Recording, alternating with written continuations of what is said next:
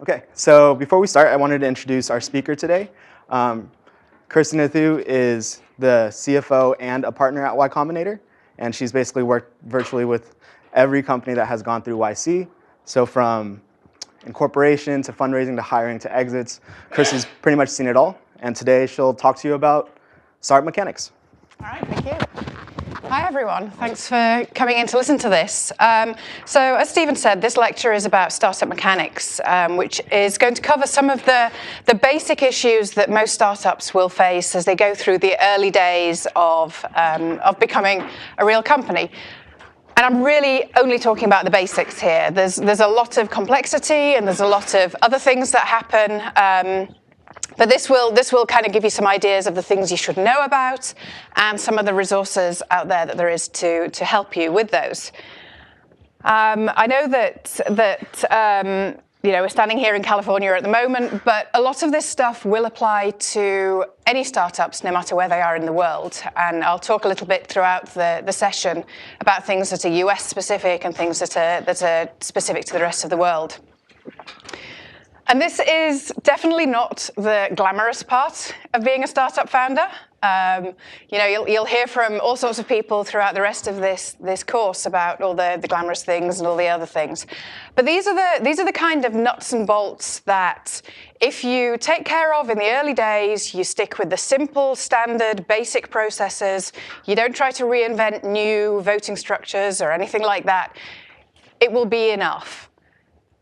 On the flip side, if you don't do some of these basics, then the company down the road will come into some problems that will cause a lot of time, effort, and money to get solved. And I'll bring up a few stories as we go through of situations where that's happened. So these are the topics that we're going to cover today. So we're going to kind of go through the life cycle of a company. So we're going to start in the early days of forming, going through raising some money, hiring some people, giving out shares.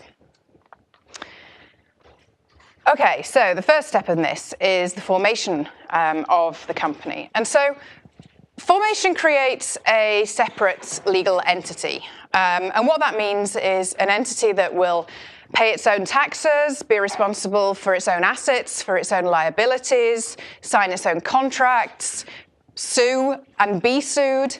And it's all independent of the owners. So you as a founder would be independent of the company. And in the US, this kind of company is called a C Corp, a corporation. There are other structures that are out there for entities to form. But in the case of startups who are expecting to be successful and to grow and to raise money and to eventually IPO, then a C Corp is the way to go. Investors can only really invest in C Corps. There's a lot of other things that come in if you decide to go down some other route. And you may hear some advice from people who aren't necessarily in the startup world to start with a LLC or something like that, which might work in the short term, but then as you become more successful, more in need of raising money, you will have to convert to a C Corp. So it probably makes sense if you are thinking about doing a startup in that situation to start with a C Corp. And terminology gets a little bit loose here, and I'm as guilty of this as everyone. But through the whole of this session, and when we're generally talking about this, basically the words company, C Corp, corporation, entity, startup all mean the same thing. They all mean this separate legal entity that is a C Corp. All right, the hardest part in formation, though, is deciding actually when to incorporate this company. Because obviously with a separate legal entity comes a lot of admin and with and various other processes that have to happen around that. And it's one of those situations where you don't want to do it too soon, but you also don't want to do it too late. So too soon would probably be, if you're still throwing around ideas, you're still thinking about this as a side project, you're not sure if you're going to be doing this for a long time, you don't know if you're going to be working with your co-founders. So all of those, I would suggest that you don't incorporate at this point. However, the flip side of that is if you're at the stage where you are creating significant amounts of IP that you want to make sure is clearly owned, particularly if there's more than one of you creating the IP, then that would be a situation where you would want to incorporate. Another situation is if you've built a product that you're now ready to start charging for, so that you can create a separate entity that takes the money in for the product that you're charging. You want a separate bank account, you want a company bank account and a personal account. You don't want to intermingle those dollars. And actually, Stripe has a product called Stripe Atlas, which basically helps founders to form a company to the point where they can get a bank account and they can start accepting payments through Stripe.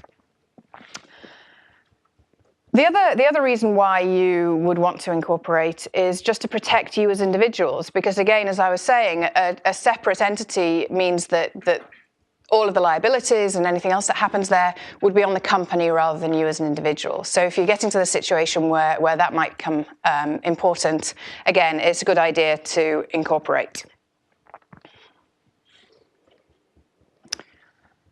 All right, so at YC, we strongly believe that the US is the best place to incorporate a company, regardless of where the founders come from or where they are when they're actually incorporating. And the reason for this is that the vast majority of the capital that's available to startups is here in the US. And generally, US investors struggle to invest in non-US companies. There are some exceptions, and it is possible, but generally it causes problems. And even for, when you are going through the process of incorporation, you don't actually have to be physically in the US whilst you are incorporating. So then in the US, you can incorporate your company in any of the 50 states. You don't have to, be physically located in that state. You don't have to be planning to do any business in that state. And actually for startups, and for a lot of companies actually, the state that most startups will incorporate in is Delaware. And Delaware, the reason being is that Delaware law is highly developed. Pretty much all lawyers who are working on corporate law in the US know Delaware law. Investors expect to see Delaware companies. Delaware law allows companies the most flexibility in terms of issuing shares and various other things, and also has the best privacy protections for you as owners. So it makes a lot of sense to incorporate in Delaware because, again, this is one of these situations where there's no point trying to do something different. Just go with the herd on this. And again, you can incorporate in Delaware as non-US citizens. You can incorporate in Delaware when you're not physically in the US. There's no problems there. All right, so let's move on to actually how we incorporate. So it's a two-step process. And so the first part is simply faxing a couple of forms into Delaware to say, I would like to create an entity. And that takes about 24 hours for them to process and to get the entity formed. Once that entity has been formed, then the second step in the process is to adopt bylaws for the company, which govern how the company, which talk about how the company is going to be governed, create a board, appoint directors to that board, appoint officers, to assign IP to the company. So you as individuals then anything you start creating is owned by the company, and also to give out shares in the company, so to assign ownership in the company. The final couple of those, so assigning IP and buying shares, I'm going to talk about in a little bit more detail. The other three are very legal and complex, so I won't go into those here. But suffice it to say, there is a couple of different options that you can use to do this. And the first one is to just use a lawyer. A lot of companies will just hire a lawyer to do this. And that's a great option, especially if you want to do something a little bit non-standard in some way, or you need some kind of high-touch service there. And it usually costs in the region of $3,000 to $5,000 plus filing fees to incorporate a company with a lawyer. There's loads of lawyers here in the Valley, and most of those for startups will actually defer their fees until you raise money. So often those fees can be pushed back, and you don't have to pay those immediately. However, what doesn't work with lawyers is if you have a friend or a cousin who lives in Alabama and is a real estate property lawyer, and having them do the incorporation documents, because they don't understand how startups work, they don't understand what the standard things are that startup documents include, and so things can go wrong. An example of this is we had a company that came to us in YC that we funded, and they came to us as a LLC formed in Connecticut. And the reason why they'd done that is because the founders' friends who were lawyers in Connecticut told them to do that. And so when we said we were going to invest, they decided that they were going to convert this, at that point, to a Delaware C Corp. And they used their Connecticut lawyers to do this, which is great. However, 3 funding rounds later, when the company was raising a huge amount of money, a new law firm that they'd hired here in the Valley actually discovered that that conversion had been done wrong by the Connecticut lawyers, and therefore it was not valid. They'd made a very simple mistake, but as a result, it wasn't valid. And so they had to put the funding round on hold, and they had to sort this out before they could raise the money. It took them 6 months, it involved 4 different law firms, and it cost them $500,000. So the moral of the story is use Valley lawyers if you're going to do this, and start with a Delaware C Corp. Another option that's really great, especially for young startups when they're forming, is Clerky. Clerky is a YC company, and they have a platform that allows you to create all of these formation documents using a very simple interface where you just plug in a bunch of details and all the forms get populated with those information, so everything's internally consistent, and they allow everything to be e-signed on their platform, and then they store it all for you. So this is a really great option if you're just going with the basics, you just want to get it done. It costs a few $100s, again, plus filing fees. So it's a much more straightforward process. And when we have companies who come to us at YC who we have agreed to fund who haven't been incorporated yet, that's where we send them. We tell them to go and incorporate on Clerky. Okay, so part of the incorporation process then is assigning equity. And this is a really important process because one of the things that happens is it actually creates a conversation between the founders. It's really important that you do have that discussion amongst the founders to understand how this is going to work. You know, this can often ferret out issues early around, you know, is one founder expecting to work on this part-time? Is one founder expecting to work on this full-time? It can just, you know, try and pull out some issues that might potentially become big problems down the road. And of course, you know, the shares that you own in the company as a founder, if the company is successful, is likely to be the most significant source of wealth creation for you. So it's important that you do actually get this right and that all founders feel it's fair. Fairness is a really important idea here because, you know, you're going to be working with your co-founders for a long time. You're going to be working in a very stressful environment, and if you have an example, a situation where there's one founder who has 90% of the shares and another founder who has 10% of the shares, but they're both pouring everything they have into this company to make it a success, resentment can build up. And in a stressful situation, the resentment can bubble up and become worse and worse. And it's the #1 reason that we find co-founders break up, because they just can't get to the point where this makes sense to them anymore. And actually, in a lot of these situations as well, that when a co-founder dispute happens around this, so much effort and time is poured into it that actually the company struggles to survive. You know, it struggles to turn itself around after the founders have figured this out. One of them's departed, and it's all been somewhat acrimonious. So have these conversations up front. Make sure you understand. Make sure everybody feels it's fair. And in general, we think that equity should be more or less split evenly amongst co-founders. And I'm talking about more or less, it doesn't have to be exact. But often founders will push back on us on this. And some of the examples or some of the reasons that they will give to us for saying, no, I should have 70% of the equity and my co-founder should have 30% of the equity, is because I thought of the idea, or I built the prototype, or I closed the first 20K in sales. or I started 3 months before my co-founder. And our responses to this is everything is ahead of you. This is the early days of the company, and if you've worked on it for 3 months, you've probably got 5, 10, 15 years of this company ahead of you if it's going to be a success. So think about forwards, not backwards. All the effort is in front of you.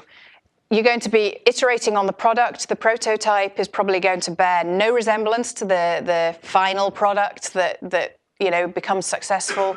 It's all ahead of you. And the time commitment, again, it's 10 years, 15 years. It's a long time. So 3 months is just a drop in the ocean. The only one that maybe is somewhat more of an argument to have slightly more, I'm not talking about significantly more, is you might want to have one co-founder who has slightly more shares just to prevent founder deadlock in situations. But to be honest, if you're at the point where the founders are having to vote their shares to make decisions, then there's probably something more fundamentally broken in the relationship that, this is not going to solve that. So, in conclusion, when you're thinking about allocating equity, think about everything that's ahead of you, not everything that you've just done. So you've discussed it, you all decide it's fair, you've all got more or less even stock splits. You do actually have to do some paperwork to make this actually happen. And again, this is the kind of thing that can cause problems. Again, another company that we invested in came to us already incorporated. They already had all of their shares and everything all set up. But for various reasons, they actually had to incorporate a new company and merge the old company into the new company. And the shares that they got they basically swapped their shares in the new company for shares in the old company. Carried on, did well, raised some money, then raised another round of money with, again, new lawyers. New lawyers always go through all the paperwork with a fine-tooth comb. And the new lawyers discovered that actually in the original company, they had never papered the share purchases. So they didn't actually legally own the shares, which meant that then when they swapped them for the new shares in the new company, they didn't own the new shares in the new company because they hadn't actually done a two-way transaction. They hadn't given one thing in return for something else. And so everything they'd done since as shareholders were invalid, and they didn't have parts of the company.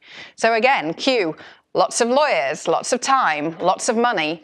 And it's just not what needs to be focused on by the company. So the way that you buy your shares as founders is on a stock purchase agreement. And you, as I say, you exchange it usually for cash. So in the case of a formation, you usually pay a few dollars to buy your shares, and the money gets deposited from your individual bank account into the company bank account. Sometimes it's in return for IP, but that gets a little bit more complex. And then once you've bought your shares, you have ownership of the company. And this is how you record the ownership. You use a cap table. Now, this is a really basic cap table. It will get more complex as the company goes on.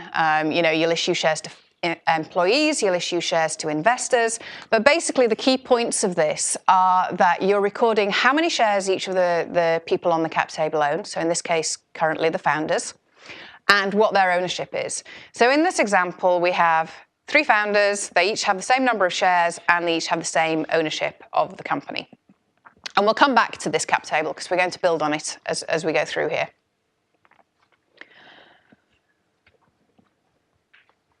So one of the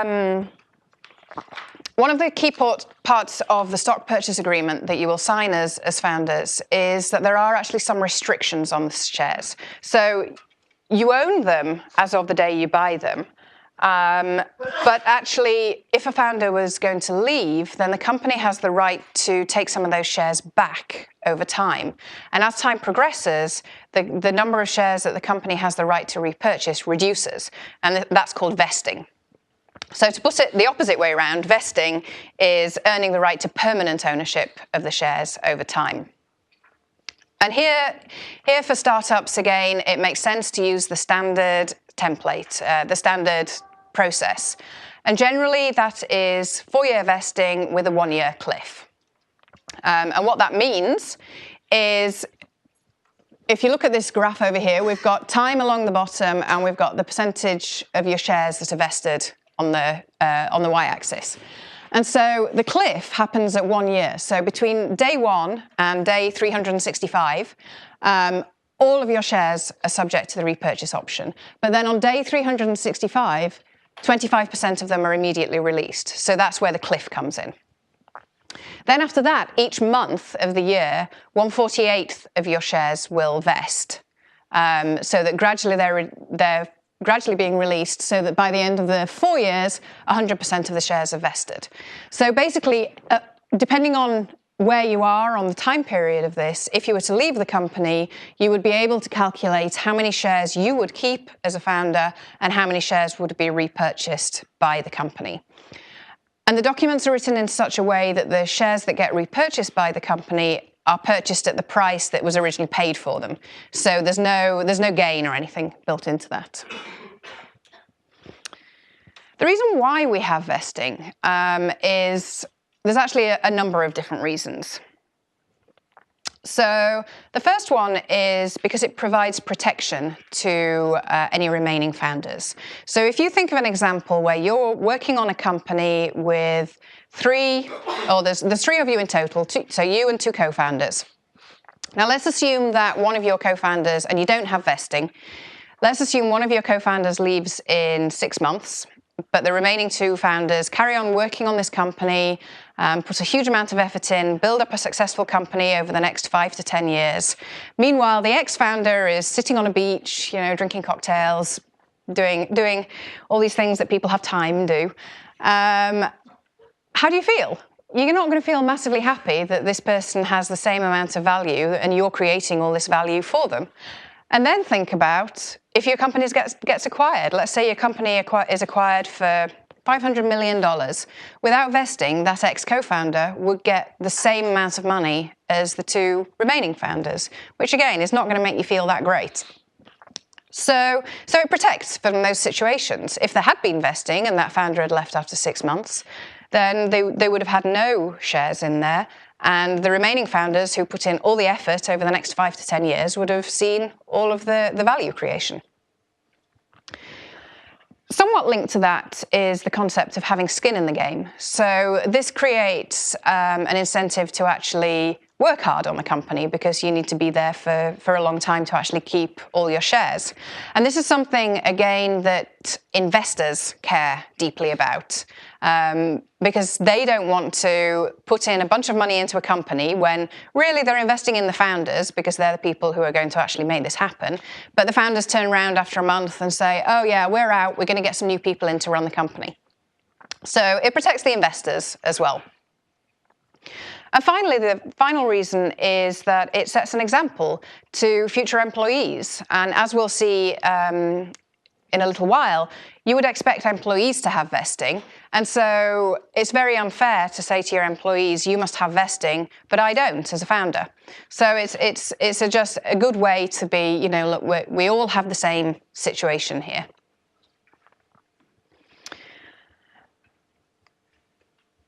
Okay, final point on vesting, and this is an important one when you come round to do your paperwork. There is one piece of paper as part of the incorporation process called an 83B election. And basically, I'm not going to go into a huge amount of details, but basically if you don't sign it, then you're taxed on the increase in value of your shares every time your shares vest. So if you think about that graph, it's after the first year and then every month over the next 3 years. So this can create huge personal tax liabilities, and it also creates company tax liabilities. So this is a bad thing. So the way to solve this is to file your 83B election, and basically then you don't have this taxation over the vesting period. It's the one thing in incorporation that cannot be fixed if you don't do it. So you have to file it with the IRS within 30 days. And it's best to retain proof of mailing so that you can actually show that you did that.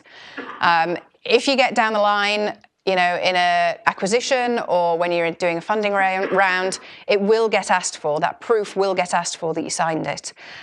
And we have seen deals fall apart over this, both funding rounds and acquisition deals, because the investor or the acquirer has been spooked by the potential liabilities on the company, and they just don't want to go there, and they walk away from the deal.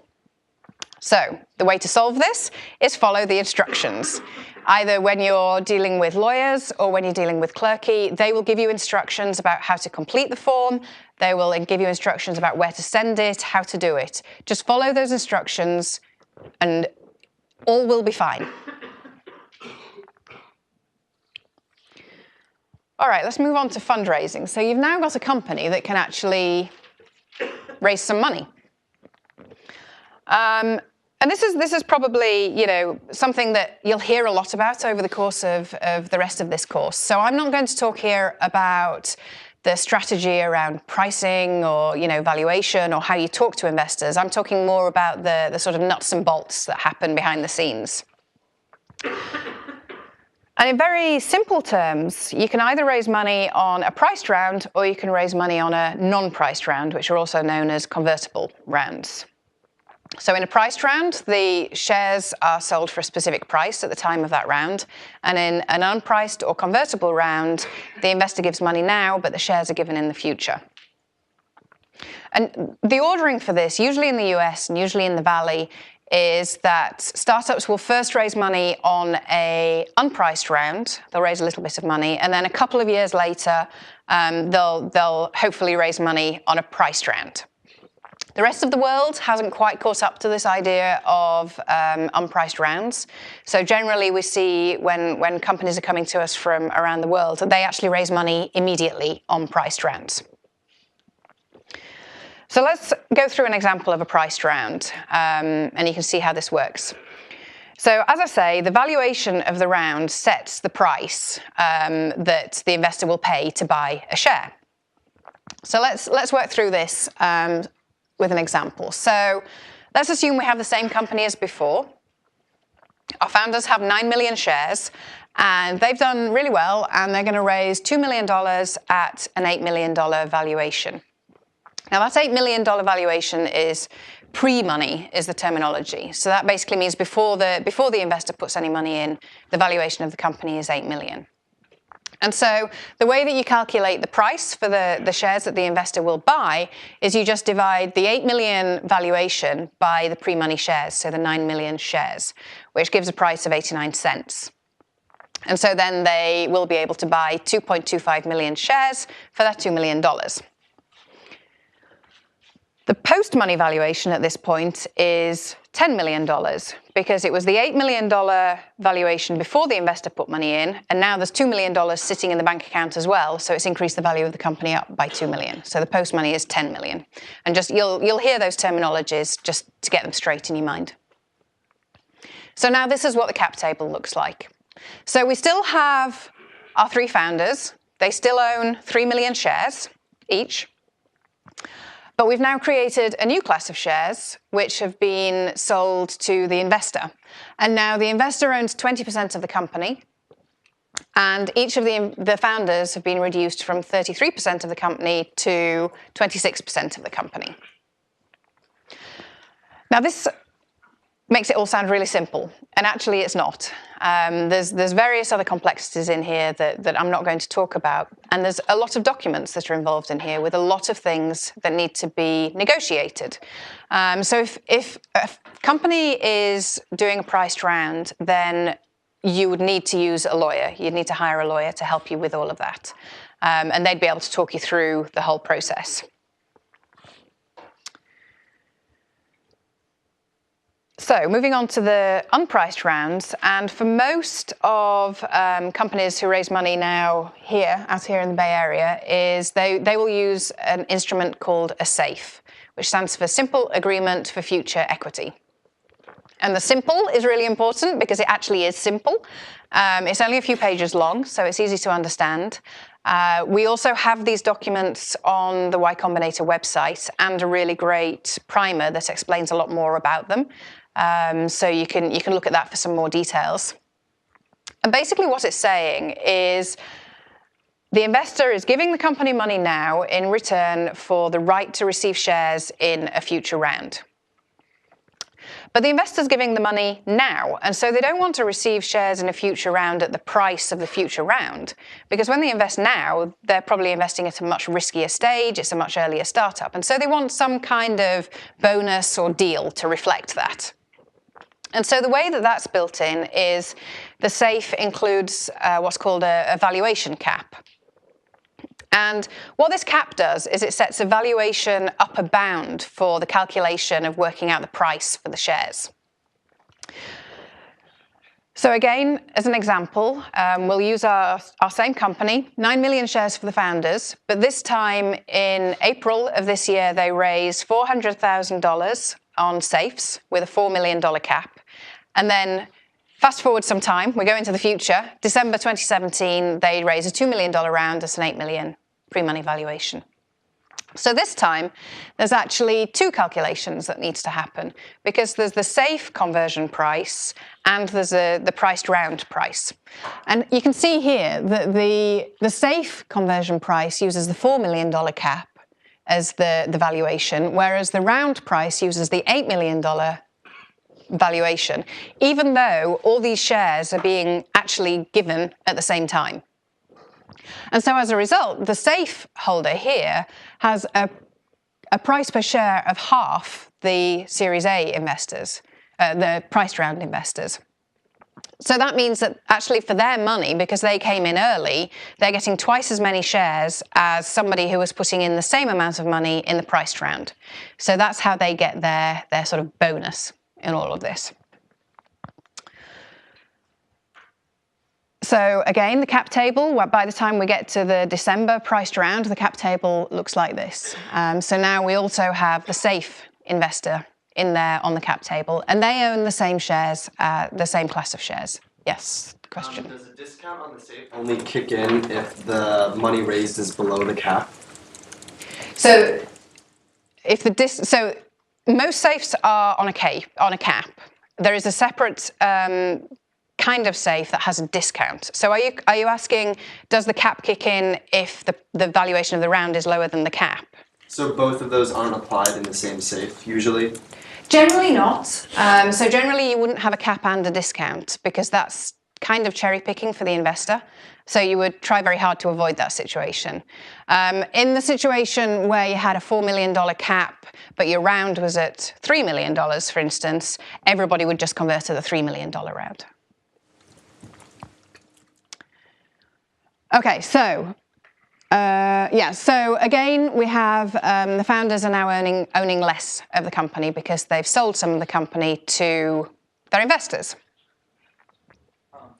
Could you talk a little bit about why SAFE is preferred sometimes, or what benefits does a SAFE have over a priced round?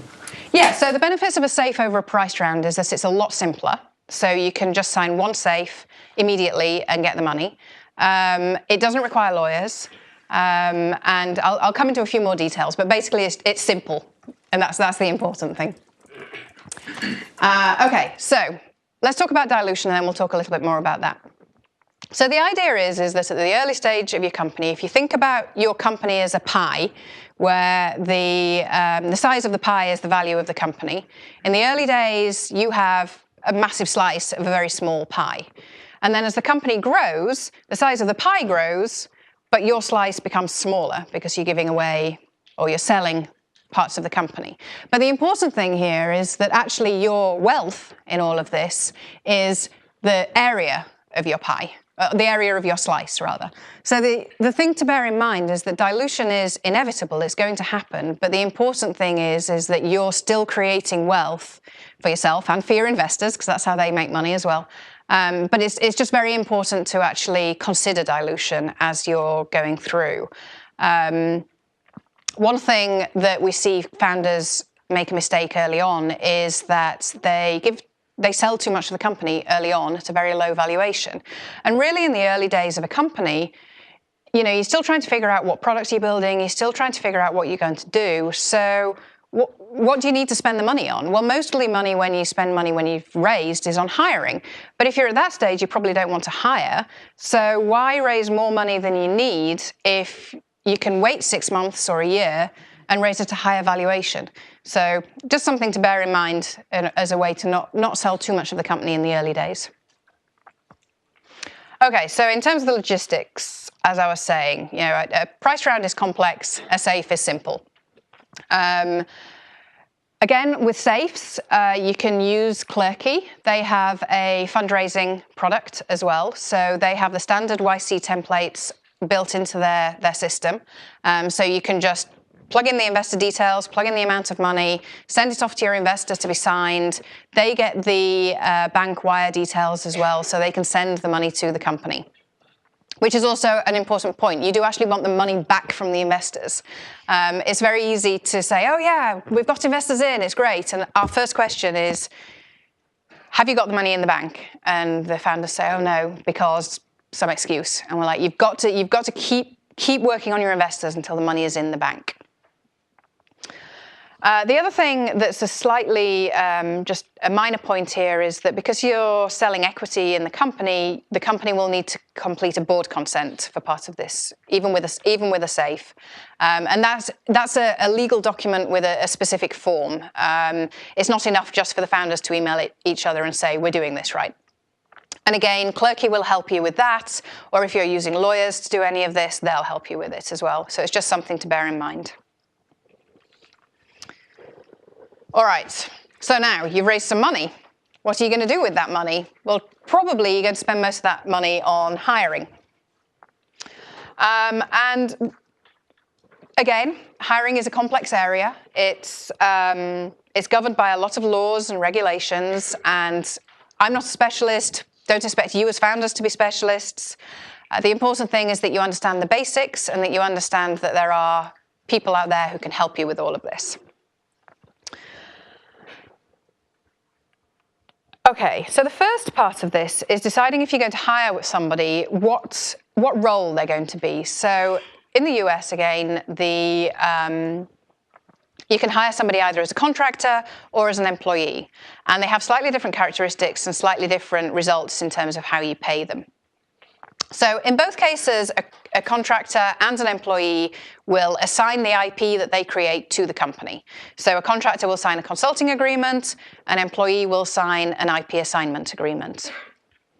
But then for the contractor, they are, there's some requirements for them. So generally they set their own work hours, they work on a specific project with an end goal that's very defined, they use their own equipment, and they're not really involved in any day-to-day running of the company. So an example of this would be you hire a designer to design your website, and it's a month-long project, and they deliver you a website, and you say, great, this is just what we need, and off they go on to their next project. On the other hand, employees will tend to use company equipment, so the company generally will provide them with a laptop. They will usually be working company hours and in the company location. Of course, with startups, that gets a little bit grey. There's more supervision. They have less autonomy over their decisions about how they actually build how they do their work. And importantly for the US, for an employee to work in the US, they need to have work authorization. Whereas a contractor, you could hire to work remotely and they wouldn't need work authorization. So for contractors, if you decide that you are hiring a contractor, then you would agree in the contract how you would actually pay them. And usually that's either time or milestone based. So milestone based would be, in our example of a web designer, maybe you provide 25% of the fees up front and you provide the other 75% of the fees when the designer provides the final design for the website. It's really straightforward for the company to pay them because they don't have to worry about any taxes being withheld or anything else like that. So you just pay the contractor. And then at the end of the year, the company will create a form that's called a Form 1099, which you send to the contractor so that they can include the income in their personal tax returns. And also the company sends one to the IRS. Obviously, that's a US regulation, so if you have a company that's not in the US, then you wouldn't need to file a 1099. And generally, if you're working with a contractor who's not in the US, you wouldn't need to file a 1099 either. But things get a little bit more complex there, so take advice. On the flip side, paying employees is more complex for the company. So the company pays their employees, but they have to withhold, or the company withholds tax on the employee's behalf and pays it over to various agencies, so IRS, to state agencies, and sometimes to city agencies as well. So there's a lot of calculations in there. It gets very complex very fast if you have employees all over in different states. And it's more of a headache for the company. But the IRS prefer it because they get their tax every time the employee gets paid. And then so what happens at the end of the year is the company provides a form W-2 to each of the employees, and then the employee uses that to show how much tax has already been withheld on their behalf and how much income they have. So this is a situation where you should absolutely not be the person calculating all of this. You should use a payroll service provider. It's totally worth the money, it's not very expensive, and they basically take all of this hassle away from you. And the company that a lot of YC startups use, who is a YC company themselves, is Gusto. And they just deal with all of this for you. It just makes life a lot easier.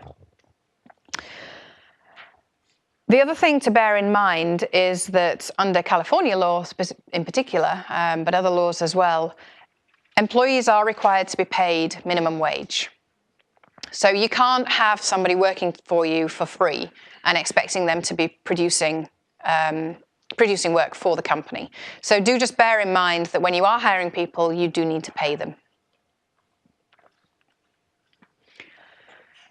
The other part of a startup employee's compensation package is made up of equity. And usually this is again, the part that is the way that they possibly create more wealth for themselves. It's really important that startup founders do give employees equity because it helps to incentivize everybody to work towards the same thing, which is creating a successful company. And often in the early days, for employees, they're being paid below market rate, still above minimum wage, but below market rate. And so giving them stock in the company is a way to compensate them for that reduction in cash that they're potentially seeing. So it increases their upside. And it's really important that you are generous with shares, particularly in the early days, because the people who are going to be employee number 1, 2, 3 are going to be with you for a long time. They're going to be working really hard in the same way that the founders are. They're going to be setting the how the company goes forward. They're going to be doing a lot of stuff. And so it's important that they are motivated in the same way. And as a rule of thumb, you can think about giving maybe 10% of the company to the first 10 employees, but obviously on a sliding scale. So employee 1 gets more than employee 2, who gets more than employee 3, etc. And the reason why it's not that much of a gamble to be generous is that all of these will have vesting. All of these employees will have vesting on their shares. So if something doesn't actually work out and you have to fire the employee, which when you're hiring people, generally startups make a lot of mistakes and have to fire a lot of people, you're not going to be too burnt by that because the vesting means that the company has the right to repurchase their shares. The way that companies usually structure this is they create a stock plan, which is, again, another bunch of legal documents which need to be signed and kept. And they, again, can be done on Clerky, or you can use a lawyer to do those for you. And you can either issue shares or you can issue options from that stock plan. And usually what you tend to find is that employees are issued options, which means that they have the option to pay to buy shares in the future, but the price is set now. And so what this means that's good for the employees is they don't have to pay the cash immediately. They can actually exercise their options in the future when the company is looking like it's successful, or even in conjunction with an acquisition or something. So they don't even end up anyway out of pocket. And there are some tax consequences to that, which too much detail to go into now, but there's a lot of resources online about options, about how to issue options, about the pros and cons of them. So if you're interested, there's lots out there. Finally, the other thing on this is it's really important to communicate to your employees what they're getting in terms of equity. So first of all, you need to be clear to yourself what they're getting, which means that you need to understand the number of shares they're getting and what that represents in terms of percentage of the company. Because if you only give them one and not the other, it gets very confusing, because you can say you have X percent of the company, but what does that mean? X percent of what? Whereas if you say you have 100,000 shares, well, what does that mean? You know, is that a lot of the company, or is that a small amount of the company? So clear in your head, and then be clear with the employee about what's going on. All right, final topic is just a couple of reminders about things that you have to do to be a legitimate company. So it's important that you keep all of these documents that we're talking about in a safe place. You're going to need them at stressful times. You're going to need them during acquisitions. You're going to need them during fundraising due diligence. You're going to need them so many times that if you don't have them all stored in signed format, it's just going to make your life really hard. So keep all your documents in a safe place, and just assign one of the co-founders to be responsible for this. You should make sure you know your key metrics in the company, which again is going to be covered in a lot of more detail throughout the course. But it's the kind of thing that, again, you just want to have off the top of your head immediately. And also, you should make sure that the money that you're spending, that the investors have given to you, is being spent sensibly. You know, spend money on things that will increase the chances of the company being a success. These investors have trusted you with their money to try to multiply their money. They haven't given you their money to go off to Vegas, which happened to one of our companies a few years ago, where one of the founders took quite a lot of company money, went to Vegas, had a great time, according to Facebook, and the founders and investors found out, and that founder got fired. And actually, he could have faced criminal charges as well. They decided not to press charges, but just bear in mind that this is the company's money, and that's what it should be used for. Okay, so in conclusion, that was a really fast run-through of some of the basics. Don't expect you to be experts in any of this.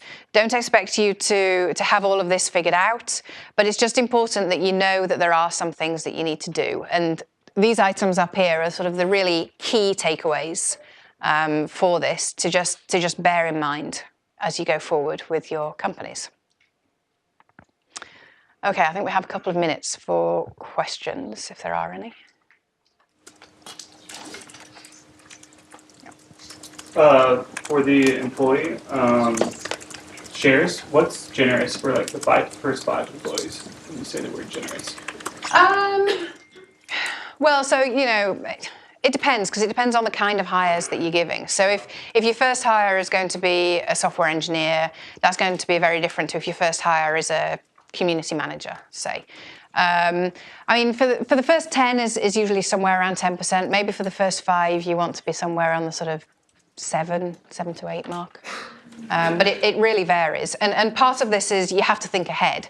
So you don't want to be giving employee number 1, you know, 30% of the company, and then employee number 2, 20% of the company, because you're going to run out of company to give them. So it's part of, you know, planning ahead for your hiring needs. How much transparency should there be inside the company of like the cap table, and how should that change as you grow an employee? Yeah, I mean, in the early days where it's just the founders, there should be 100% transparency. You know, everybody should know everything. Generally, as the company grows, it becomes slightly less. You know, you wouldn't show a line-by-line cap table to your employees, for instance. But obviously, this transparency of saying you have this number of shares and the total number of shares is this, is going to give them the information that they need, because they only really care about themselves. They don't care. Well, actually, that's not true, is it? But they should only care about themselves. They don't care. They shouldn't care about what the person next to them's getting. But you know, you wouldn't share that information. For organizations that may have a faster path to profitability and a longer path to exit, is it still sort of best practice to give out equity instead of doing things like profit sharing? If you're looking at a startup that's the sort of general startup idea of hockey stick growth and most of the value is created by equity, it's a good idea to generally compensate people through equity. If you're looking at more of something that's kind of more of a lifestyle business, which can be a great business for 2 or 3 founders who don't take outside money and create a business that's very profitable from the start, then yes, maybe doing some kind of profit share or some kind of very generous bonus scheme or something like that is a better answer. But usually that's not the case for startups. Usually they're not profitable for a long time. How do these different things differ if you have more of a non-for-profit or social good-based company that's main targeted isn't necessarily becoming the biggest X in some field? So non-profits are very different because there isn't this idea of owning shares and things. So that's a whole different idea. And there's also rules around how much you can pay employees in non-profits. On the social good companies, it kind of depends on what sort of a company it is. Again, you need to decide in a way of like, what's your mentality? And is your mentality still to be like a startup? Even though you're going to do something that, gives back, you can still have a startup mentality in that. And so you'd probably still want to go down that path of having equity and having that compensation in that way. But and you can still fundraise as well as a social good kind of company. It's a little bit harder, but you can still do it. So let's say you granted those 10% to your first employees, and then you are going through another round of funding. Do you dilute only co-founders or also those first employees? No, so generally, well, this gets a little bit complex, but the simple answer is that subsequent rounds of fundraising will dilute all existing shareholders in proportion to their existing holding. It's a little bit more complex than that, but that's the general. To communicate this when you are. Yeah, so you need to make sure that employees will know that you might be giving them shares now that represent 1% of the company, but by the time they get to an exit, it might represent 0.01% of the company. But in that respect, they'd probably have been given later. They'd probably be given more later on, and this idea of the pie being much bigger. So even 1% of a company that's worth 0 is still worth much less than 0.1% of a company that's worth $100 million.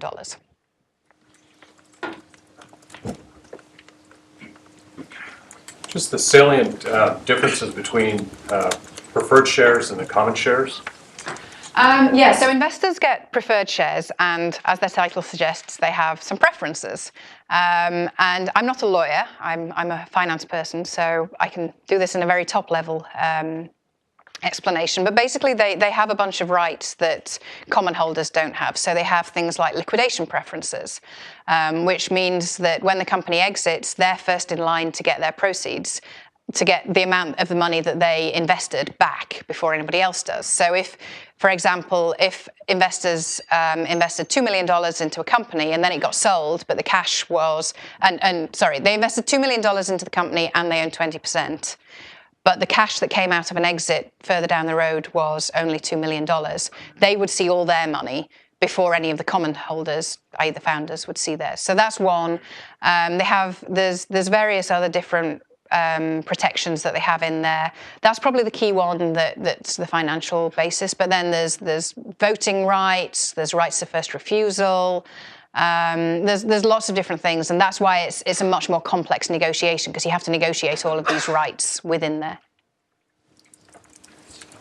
Is there any specific company that you see it's really successful on the equity setup? You don't have to say the company, but do you think there's a specific model that you think worked really well for companies' growth?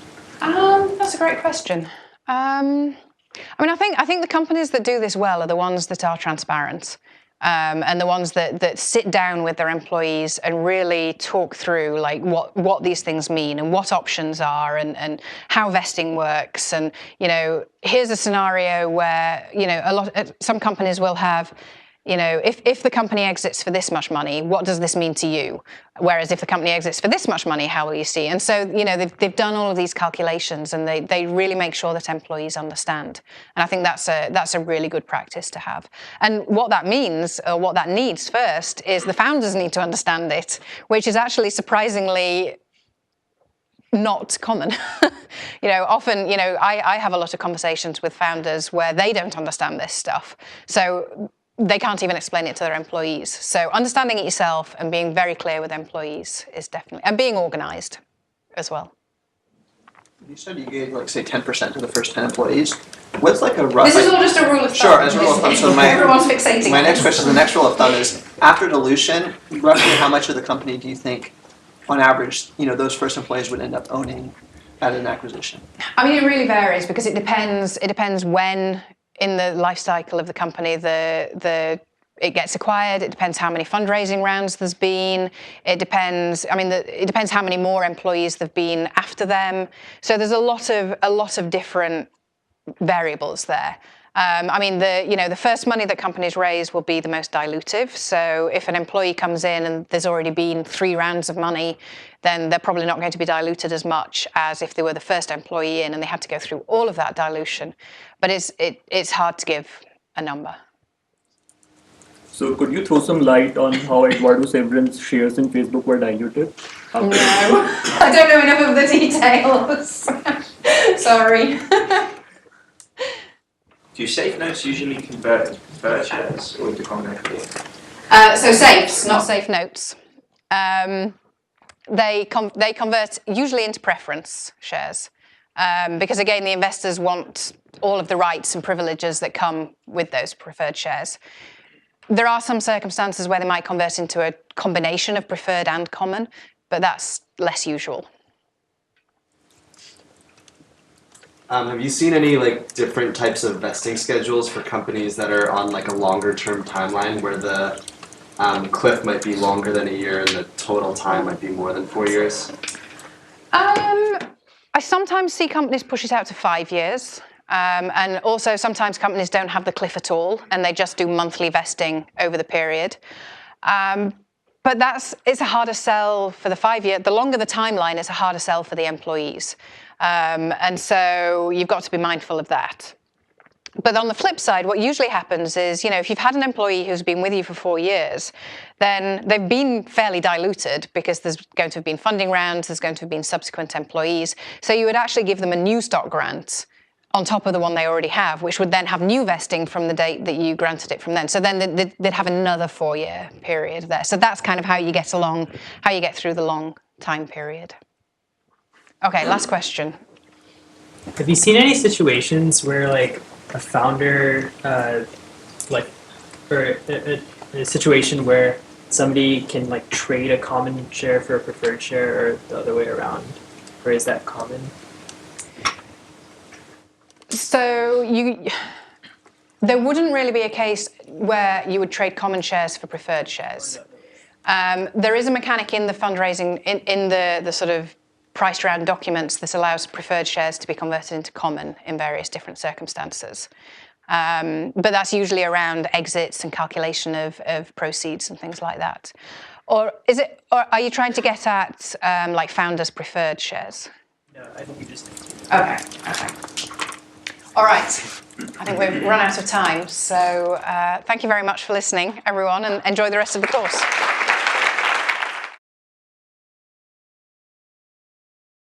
Is that Delaware law is highly developed. Pretty much all lawyers who are working on corporate law in the US know Delaware law.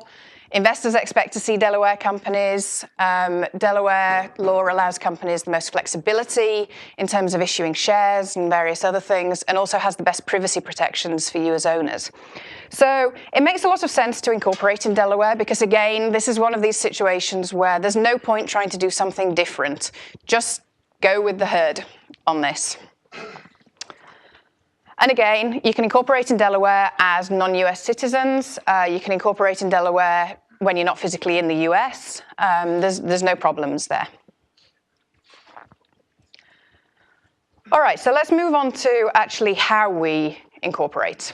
So it's a two-step process. And so the first part is simply faxing a couple of forms into Delaware to say, I would like to create an entity. And that takes about 24 hours for them to process and to get the entity formed. Once that entity has been formed, then the second step in the process is to adopt bylaws for the company, which govern how the company, which talk about how the company is going to be governed, create a board, appoint directors to that board, appoint officers, to assign IP to the company. So you as individuals then anything you start creating is owned by the company, and also to give out shares in the company, so to assign ownership in the company. The final couple of those, so assigning IP and buying shares, I'm going to talk about a little bit more detail. The other three are very legal and complex. So I won't go into those here.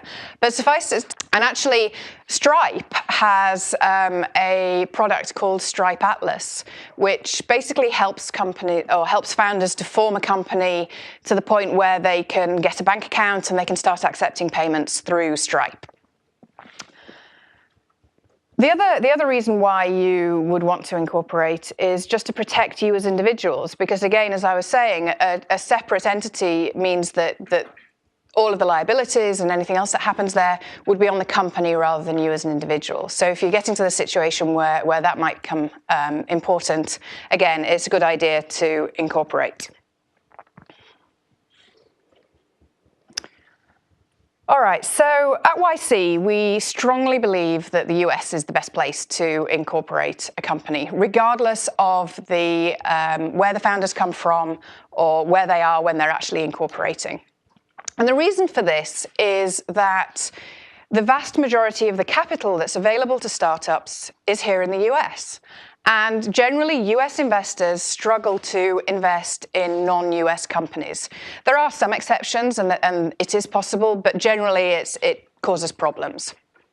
And even for, when you are going through the process of incorporation, you don't actually have to be physically in the US whilst you are incorporating.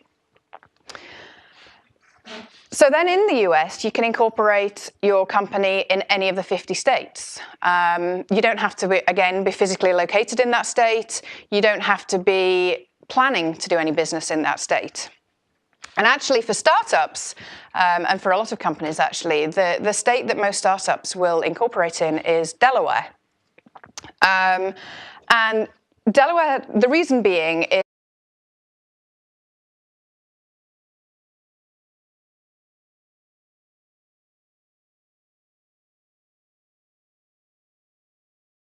Okay, so before we start, I wanted to introduce our speaker today. Kirsty Nathoo is the CFO and a partner at Y Combinator, and she's basically worked virtually with every company that has gone through YC.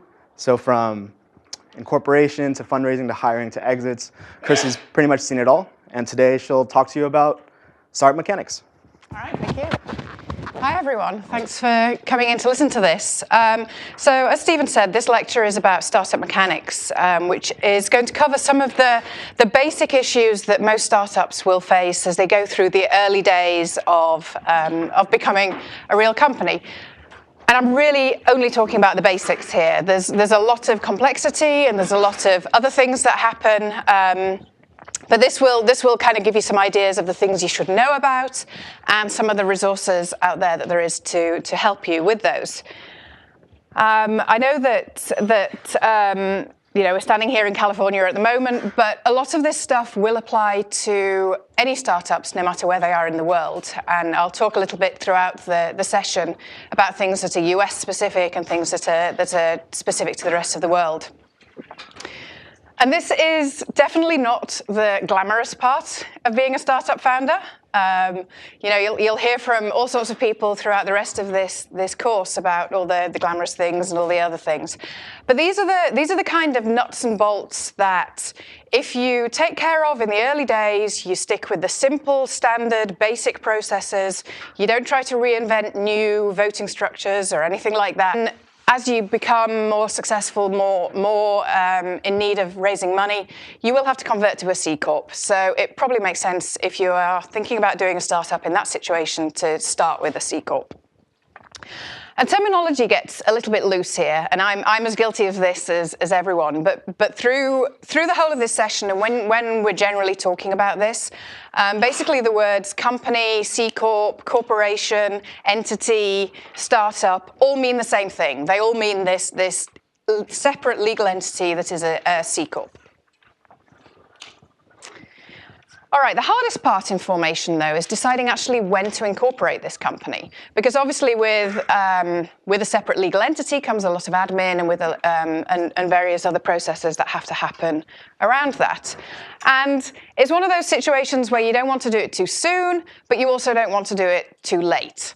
So too soon would probably be, if you're still throwing around ideas, you're still thinking about this as a side project, you're not sure if you're going to be doing this for a long time, you don't know if you're going to be working with your co-founders. So all of those, I would suggest that you don't incorporate at this point. However, the flip side of that is if you're at the stage where you are creating significant amounts of IP that you want to make sure is clearly owned, particularly if there's more than one of you creating the IP, then that would be a situation where you would want to incorporate. Another situation is if you've built a product that you're now ready to start charging for, so that you can create a separate entity that takes the money in for the product that you're charging. You want a separate bank account, you want a company bank account and a personal account. You don't want to intermingle those dollars. It will be enough. On the flip side, if you don't do some of these basics, then the company down the road will come into some problems that will cause a lot of time, effort, and money to get solved. And I'll bring up a few stories as we go through of situations where that's happened. So these are the topics that we're going to cover today. So we're going to kind of go through the life cycle of a company. So we're going to start in the early days of forming, going through raising some money, hiring some people, giving out shares. Okay, so the first step in this is the formation of the company. And so formation creates a separate legal entity. And what that means is an entity that will pay its own taxes, be responsible for its own assets, for its own liabilities, sign its own contracts, sue and be sued. And it's all independent of the owners. So you as a founder would be independent of the company. And in the US, this kind of company is called a C Corp, a corporation. There are other structures that are out there for entities to form. But in the case of startups who are expecting to be successful and to grow and to raise money and to eventually IPO, then a C Corp is the way to go. Investors can only really invest in C Corps. There's a lot of other things that come in if you decide to go down some other route. And you may hear some advice from people who aren't necessarily in the startup world to start with a LLC or something like that, which might work in the short term, but then